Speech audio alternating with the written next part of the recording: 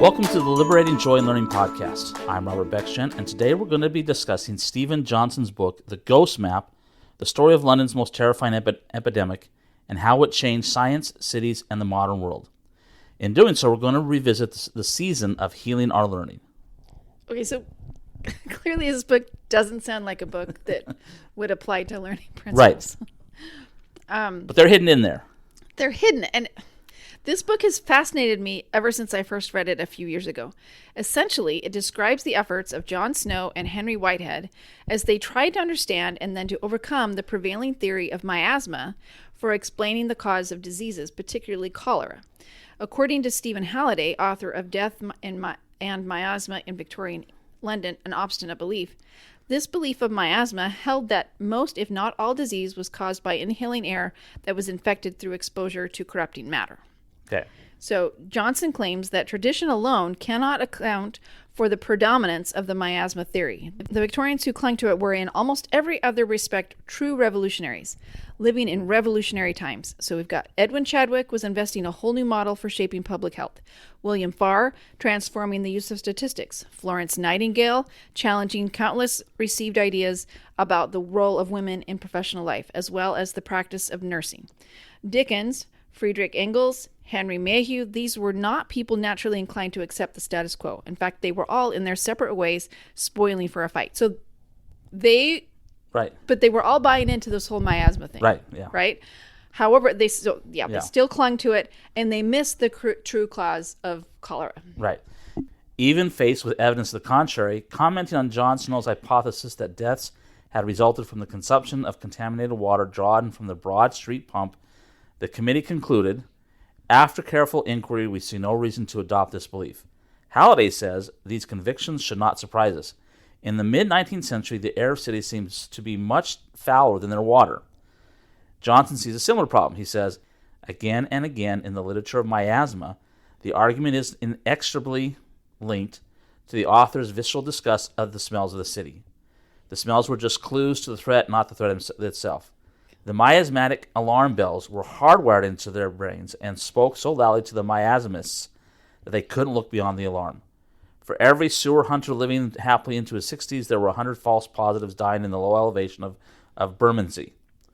Just as these individuals miss true cause of this disease, it can be easy to miss the true causes of our failures to learn and the causes of failures to find joy in learning. And that's the connection that we noticed with this book. Right. I mean, I don't cast any judgment on these people. Right. They were all fighting their own fights. Right. But they were missing this key factor, right? Right. And that's what we were talking about today is why do we not pay more attention to how we learn? It's very easy to be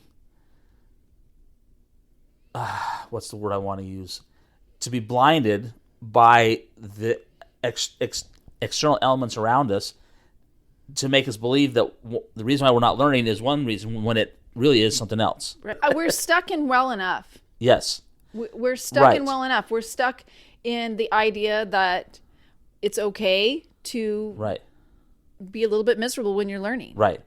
And to some extent that's true, right? Yeah. But we can have so much more joy. Right. And the world, it's the obvious things around us. Okay, so the example in this book is, and we all know from history, that the air of at the beginning of the Industrial Revolution, the air of modern cities was horrible. Right. Smoke, steam, all sorts of crap flying in the air. It was obvious. That's why people are getting sick. Mm-hmm. And so it was easy to say, okay, that's the obvious reason. We just need to get cleaner air.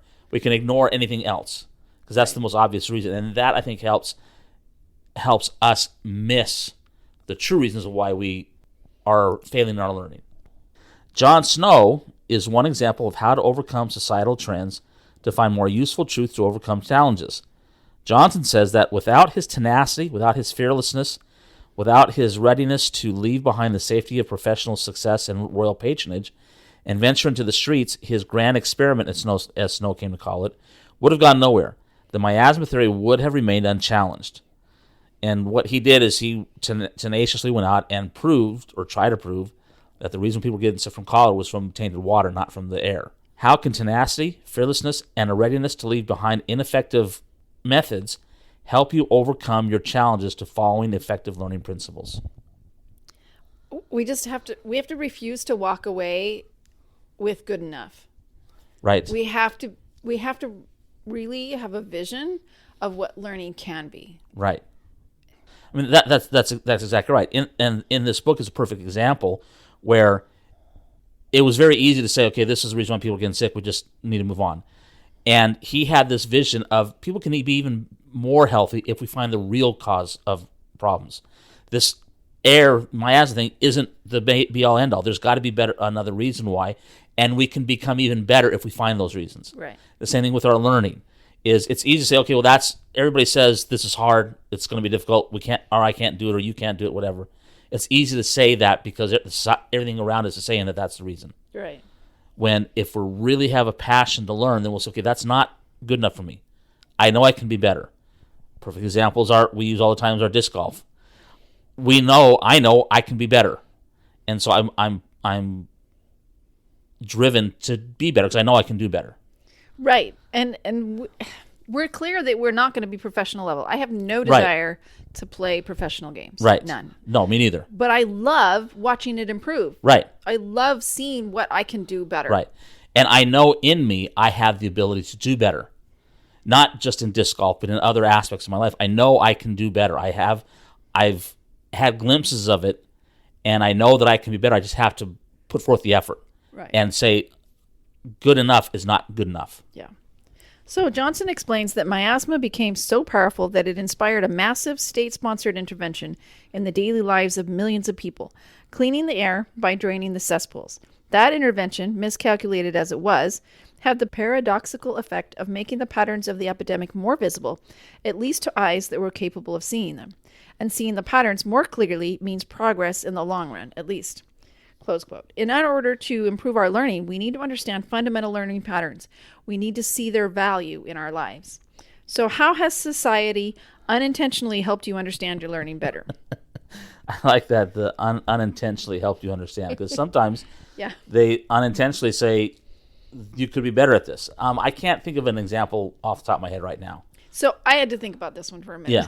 Again, I like asking good questions, but sometimes they're hard to answer. It's hard to get an answer, yes. So I was thinking that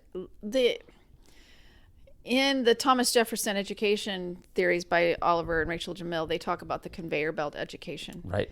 And it's just this one-size-fits-all education. Mm-hmm. And when you put everybody into that, you have some people that succeed. It's not necessarily an evil thing. It's just the concept of one-size-fits-all is problematic. Right. Across the board. So for me, that has taught me, okay, this isn't working for me. It's made it very clear when they're pushing me to do it one way and I'm clear it's not working, then it helps me. Right. It forces me to take a step back and say, what am I going to do instead?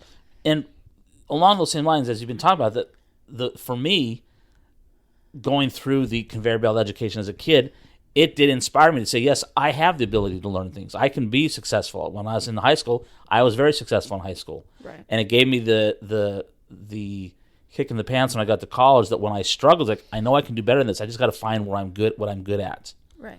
Because I know I can do good. And so that helped me navigate as I got older in life. Right. And society, I'm not knocking. Clearly what they were doing to clean out the cesspools was probably a good thing on some level, but it just wasn't solving all of the problems. Right. And so society's taking that one step. They're working with resistance and they're taking that one step. Right. They just couldn't stop there, and they had to expand their understanding in order to really improve things. Well, they needed to expand their understanding, and they unfortunately they didn't until somebody else came along. Until these two individuals in this book spoke up and said, hey, this isn't working, right? And they had to fight for quite a while to get people to pay attention to them. Right. And I kind of feel that. Yeah. Anyway, thanks for joining us in this discussion of Stephen Johnson's book and the principles in it that relate to overcoming challenges to understanding joyful learning principles. Next time, we'll wrap up our discussion of learning principles in this book.